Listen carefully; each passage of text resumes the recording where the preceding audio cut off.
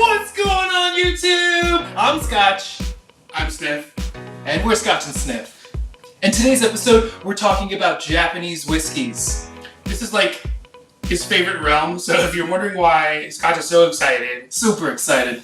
he loves the Japanese whiskeys. I think the addiction started, I would say, probably with Hibiki 12. Hibiki 12. Initially, we Crushed tried the world. that, and it just, I mean, because we were like, we're going to stick to single malt Scotch. We're not doing any blends. Never. And then he was like, have you tried this blend? Welcome to this real world. It's amazing. Called Japan. And so since then, of course, it's the bottles that got him in the beginning. I'll never forget. I mean, it is beautiful. Because we ordered from the UK, and you were like, look at how beautiful this bottle is. I mean, it's faceted for the seasons of the Japanese calendar. Which is a little ridiculous, but, you know, attention to detail is like everything in the whiskey world. Yeah. So actually, I thought we would start with something else, but let's go ahead and start with the Hibiki Japanese Harmony then. How would you compare this to the regular 12? So actually, I don't like this bottle.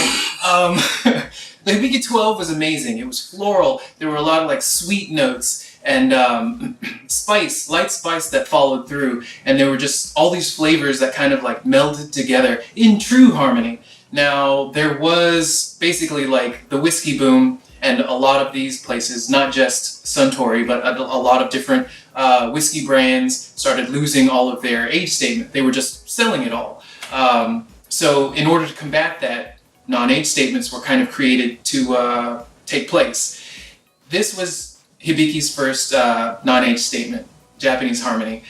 And for me, it just missed the mark. It tasted like maybe they just added some kind of alcohol, like maybe isopropyl rubbing alcohol into it just to like water down the 12-year-old, but it just wasn't my favorite. There are a lot of off notes to it. It finishes slightly off, and to compare this to the 12-year-old, I'd give a blazing recommendation to the 12-year-old, 17-year-old, 21-year-old, 30-year-old, but the Japanese Harmony, it just misses the mark. But it's a great entrance, and the accessibility is pretty crazy when you can pick it up at your local Costco or something like that.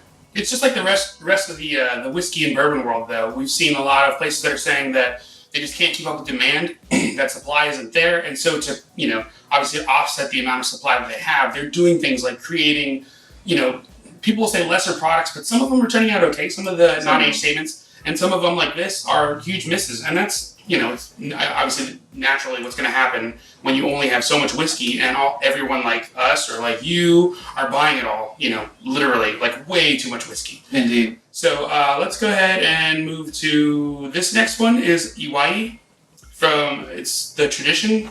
I bought it because the guy that I buy things from was like, hey, we got this new bottle, you should come check it out. And I was like, it looks kind of cool, like dog bone. The color looks really nice. The color looks like it'd be okay, but then you taste it and you're like, moving on. So here we have the Nikka Coffey Grain whiskey. And it's not coffee like drinking coffee in the morning to wake you up, the caffeine zip. It's coffee as in a coffee still. Basically a column still that's made to distill. This one is very much on our recommended list for price, as well as being very bourbony. It has a characteristic of vanilla and caramel and toffee and all these really nice flavors that are just like, So if you want to change one of your friends from being a bourbon drinker to a Japanese whiskey drinker under their nose and maybe like do a blind tasting and kind of like freak them out, you're like, you drink Japanese! That's the segue. This is the way to do it.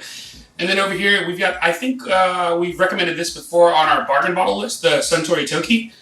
It's nothing crazy, it's nothing magical, but in terms of the fruit flavors that are in it and the price point is awesome. So Suntory, obviously, with supply issues with things like the Hibiki, created some things like the Toki. And this, I mean, it's just, you'd think for $35 that it would be absolute garbage, like some other things for $35 that are absolute garbage.